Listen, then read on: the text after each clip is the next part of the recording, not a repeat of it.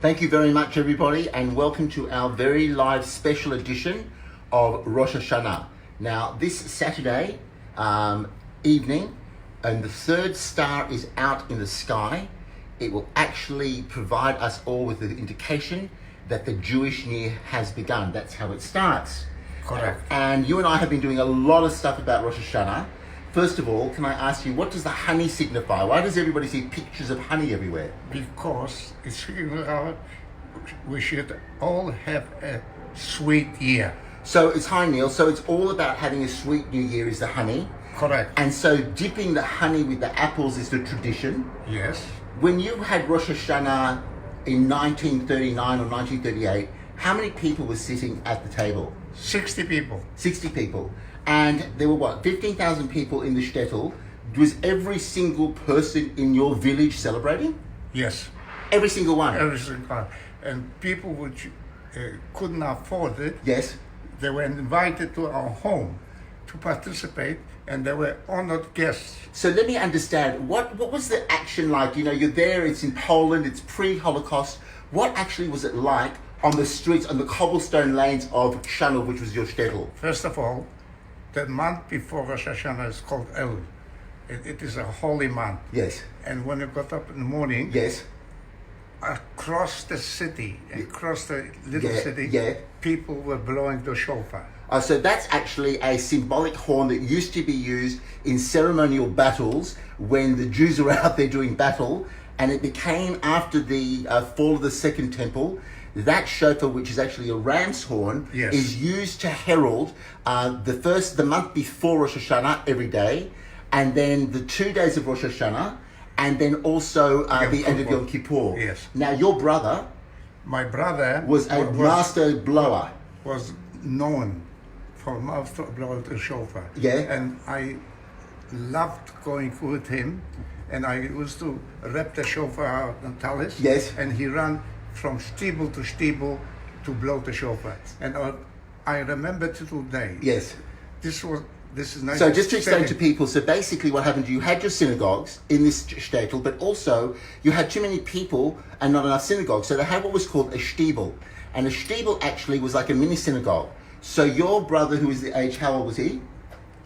19. 19, was a master shofar blower. And you had to have a whole accreditation to be able to herald in Rosh Hashanah. He was blowing the shofar so beautifully that I can remember.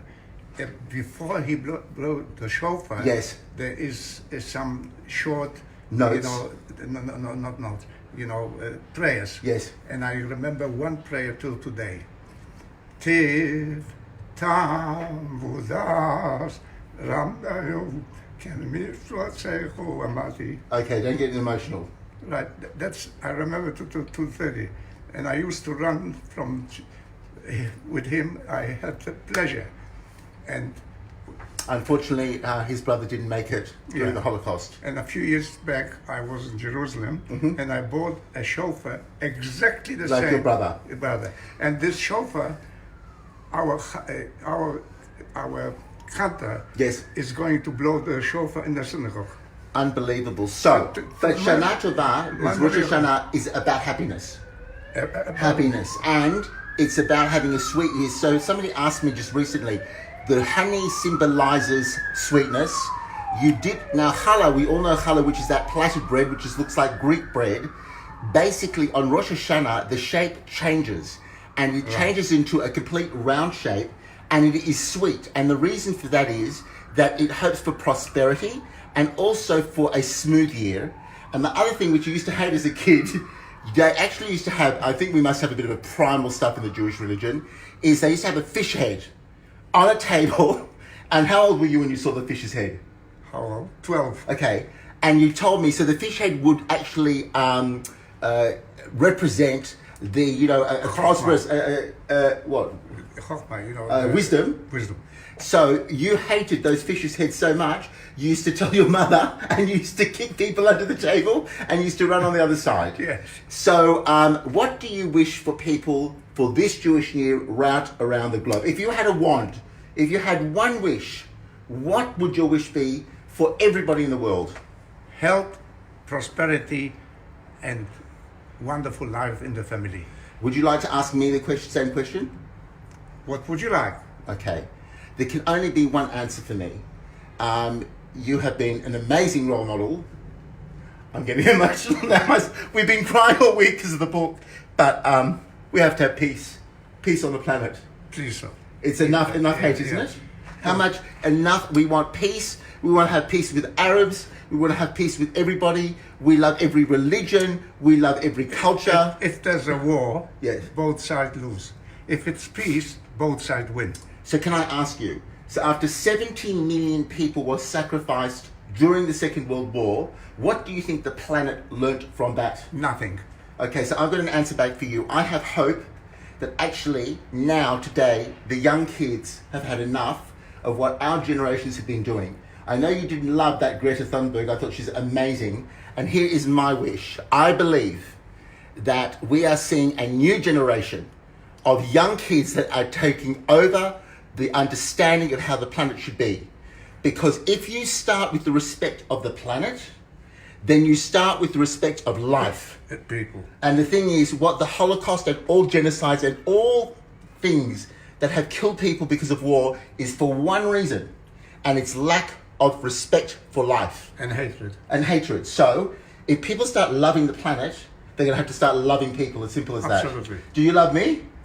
Sometimes. Some days.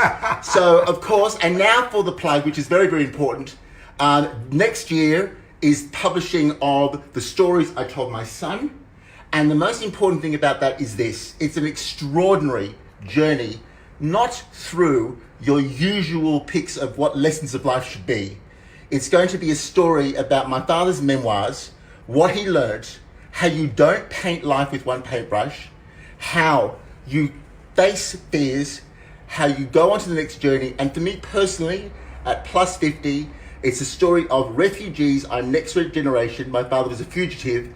And what will I be doing next with my life is going to be taken for the recipe my father puts down from the book. Do you want me to be making a whole lot more money? Huh? You know, talk to me. There's no shame to be poor, but there's no...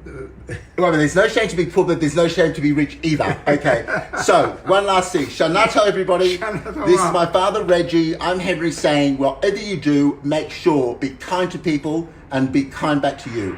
Bye for now. Bye.